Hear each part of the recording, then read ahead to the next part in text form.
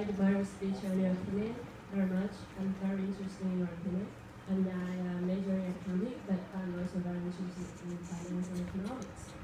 And I would like to, do you believe that there is a business cycle? I mean, market will come to recession sooner or later. And when it comes to the recession, what should, the government do? Should it regulate them? And the second question is, do you think the minimum wage policy and the tax burden the government in the United States put on businesses should be, abolished or be reduced? Okay, let me start with business cycles, which is more complicated. No, so I believe in some kind of business cycle, but not in the business cycle we experience. The business cycle we experience today is, in my view, 100% caused by government policy. And we saw this during the last financial crisis. In 2000, the United States went into recession. Small recession, very minor.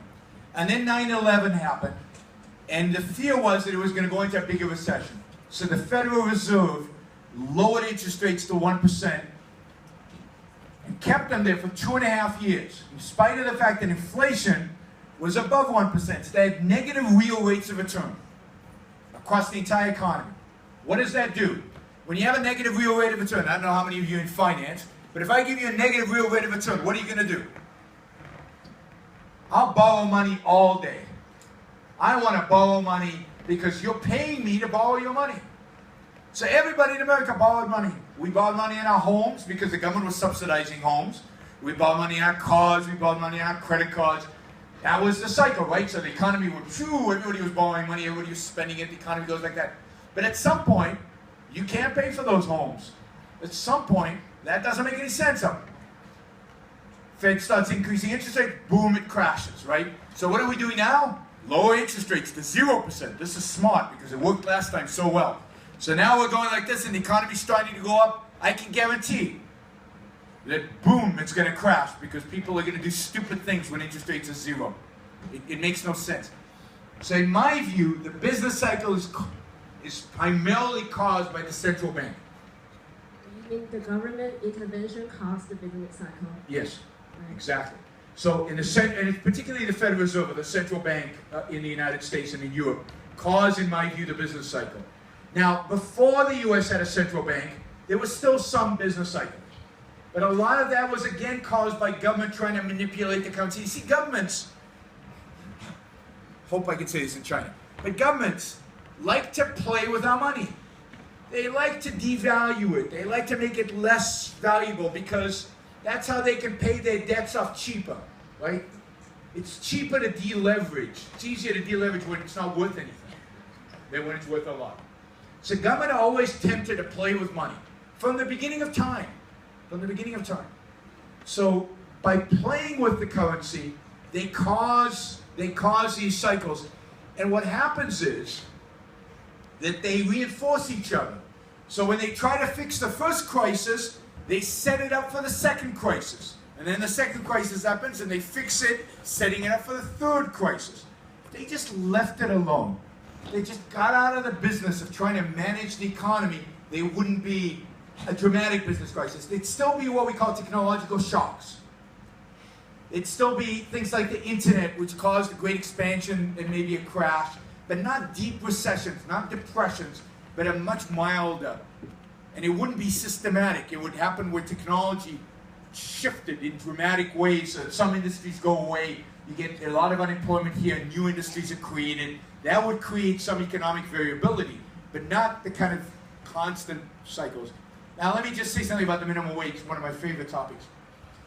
In my view, there's never been a more stupid economic policy ever than the minimum wage. What does the minimum wage do? Now, you guys are all economics students, or mostly. We've got a literature, at least one literature student, but most economics students, okay? If I fix a price on anything, let's say bread, if I fix a price of bread, and I fix it too high, what's going to happen? above the market price, what's going to happen? What's that? Someone lose their job. But think about the bread, just bread. If I fix the price of bread too high, what will happen? No, there'll be a lot of bread, right? Because everybody will want to produce bread because it's very expensive. So all the producers of bread make a lot of bread. But who's going to buy it? Very few people. So demand for bread goes down, the supply goes up. So you get surpluses. And you get lots of bread and you have to throw it out because it rots. Nobody will buy it, too expensive. If I fix the price of bread too low, what happens? Everybody wants to buy it because it's cheap. Nobody wants to produce it because there's no profit. This is economics 101, I think, right? Supply-demand curves. So if I take labor and I fix the price too high, which is what a minimum wage does, it raises above the market price. What happens? What happens to demand for that type of labor? Goes down. Too expensive. Not going to hire them. So what do? Go to China. It's true. If I can't pay my workers in America $3 an hour because the minimum wage is $7.25, and if I pay them $7.25, I lose money because when I sell the product I can't make any money, then I'm going to find a place in the world where I can pay them $3 or $1 or $2 or whatever and go there. So Americans lose their jobs. But which people lose their jobs because of minimum wage? Who's the most vulnerable? Who gets that low wage? The poorest, the least educated. In America, it's the inner city black and Hispanic minority kids who lose their jobs. The people who are most vulnerable, the people who can't afford to lose a job. And then if they never get a job, right? So nobody will pay them $7.25 because they don't produce $7.25. They only produce $5. So nobody's going to pay them more than you produce. Let me tell you, in a free market at least, when you get a wage, when somebody pays you a salary, they're making a profit off of you. They're paying you less than not your worth to them. And the flip side is also true. When you agree to that wage, it's because your time is worth less than that. So you're willing to take the wage. Again, Econ 101. So minimum wage hurts the poor. It destroys young people. Those young people never get that first job. What happens when you get a job for, I don't know, $3 an hour? You learn a skill. You get better at it. So you go to $5 an hour.